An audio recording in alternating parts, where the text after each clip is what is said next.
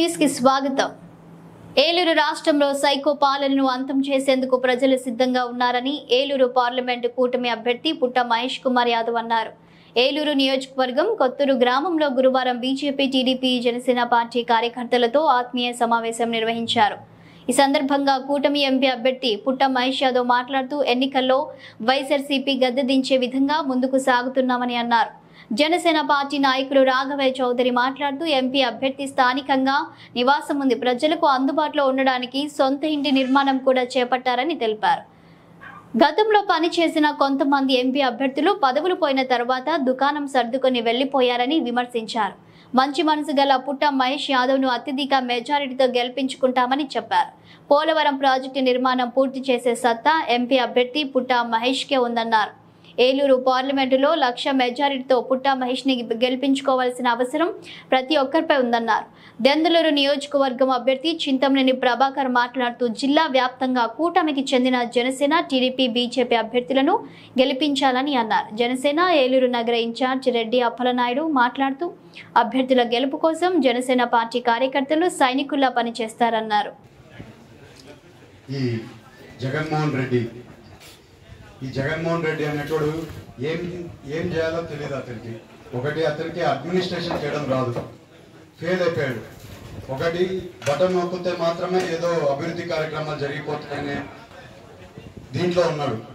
మీరు అందరూ ఈసారి ఆలోచించుకోండి. మన రాష్ట్రమైనా మన ఏలూరు పార్లమెంట్ అయినా అభివృద్ధి కార్యక్రమాల్లో జరగాలంటే ఎట్టి పరిస్థితుల్లో ఈసారి టీడీపీ పార్టీని గెలిపించుకోవడం ఎంతైనా అవసరం ఉంది, ఎన్డీఏ కూటమిని గెలిపించుకోవడం ఎంతైనా అవసరం ఉంది. నేను అందరికి అందుబాటులో ఉంటాను. నా ఫోన్ నెంబర్ తీసుకోండి, నేను అందరికి అందుబాటులో ఉంటాను. నేను ఇక్కడే భూమి కొనుక్కున్న ఇల్లు కట్టడానికి గోప్రేషన్ చేయడం కూడా ఇంకో 3 నెలల్లోనే కంప్లీట్ చేసేస్తాను. ఇల్లు కూడా రెడీ చేసేస్తాను. ఆఫీస్ కూడా ఇక్కడే నేను తీసుకున్నాను ఏలూరులో. నేను అందరికి అందుబాటులో ఉంటానని చెప్తున్నాను. మీ అందరు కూడా ఎప్పుడైనా మీ సమస్య ఉందంటే మీరు ఎప్పుడైనా నాకు ఫోన్ చేసి రావచ్చు. తెలుగుదేశం అయినా జనసేన అయినా తెలుగుదేశమే ముందు ఏదో స్థానికుడు కాడు, ఎక్కడి నుంచో వచ్చాడు. ఎక్కడి నుంచి వస్తే ఏంటి, మన ఆంధ్రప్రదేశ్ వాడే కదా, మన మనిషిలో మధ్యలో ఒక మనిషే కదా. ఎవరు అందరూ లోపలగా ఉన్నోడే ఇక్కడ పోటీ చేయాలని రూల్ ఉందా? ఎక్కడో కారు సాంబరావు 10 ఏళ్ళు ఎంపీ చేశాడు. ఇక్కడ ఆయన ఇక్కడ సొంత ఇల్లు ఉందా? మరి వీళ్ళందరూ గెలిపిలేదా? సినిమా యాక్టర్ కృష్ణ గెలిపిలేదా? ఈ ఏలూరుకి బయట నుంచి వచ్చి పోటీ చేయడం అలవాటే. కొన్ని అవతల ఏమన్నా ఇక్కడ లోపలడా ఆవిడ బయటడేగా తెలుగురా ఏమన్నా మీరు అవన్నీ ఏం మనసులో పెట్టుకోవద్దు. పార్టీలు బీఫామ్లు ఇచ్చినాయి. ఆ బీఫామ్ ప్రకారం మన అందరం కూడా 7 కూడా గెలుస్తాం, గెలిచి తీరుతాం. నాగేశ్వర చౌదరి గారు చెప్పినట్టుగా, గన్ని గారు చెప్పినట్లుగా, మన ఎంపీ గారు చెప్పినట్లుగా ఆ యొక్క ప్రభుత్వాన్ని సాగనంపుతాం అనేది డిసైడ్ అయిపోయింది కూడా ఈ సందర్భంగా తెలియజేసుకుంటూ, పదవుల గురించి తర్వాత ముందు ఈ దుర్మార్గుడు, ఈ పరిపాలన చేత గాని అసమర్థ ముఖ్యమంత్రి జగన్మోహన్ రెడ్డిని ఇంటికి పంపే కార్యక్రమంలో మనంతా కూడా ముందు దీని మీద జాగ్రత్త వహిద్దాం. కల్పించగలుగుతాం, సంపదను ఏ రకంగా సృష్టించగలుగుతాం అనే ఆలోచన కొంతమందికే ఉంటుంది.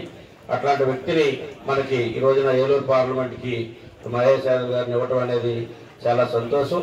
ఎందుకంటే చాలా మీటింగ్లో ఎందుకంటే 1 గంట, అరగంట, 10 నిమిషాలు వేస్ట్ చేసినా కానీ చాలా ఇబ్బంది. ఎందుకంటే ఉన్నది ఇంక 24 రోజులు టైం ఉంది.